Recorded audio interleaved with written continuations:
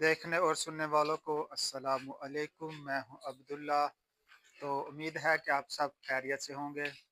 तो माशाल्लाह से आज बारिश के बाद मौसम कितना प्यारा हो गया, धूप निकल आई है।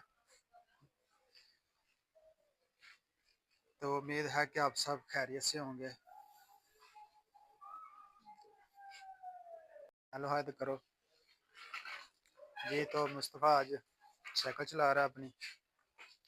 तो मैं ये सोच रहा था कि आज किस तरह की वीडियो बनाएं। तो व्यूवर से पूछते हैं। तो आप मुझे बता दें कि मैं वीडियो किस तरह की बनाऊं। मैं फर्स्ट आज दूसरा व्लॉग है मेरा। तो अब आपने मुझे ये राय देनी है कि किस तरह की वीडियो आप लोग पसंद करेंगे और मुझे किस तरह की वीडियो बनानी चाहिए। मुस्तफ़ा इधर देखो यार।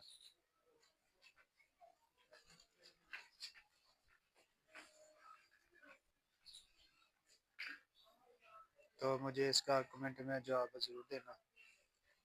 तो फिर हम इंशाल्लाह उसके ऊपर काम करेंगे।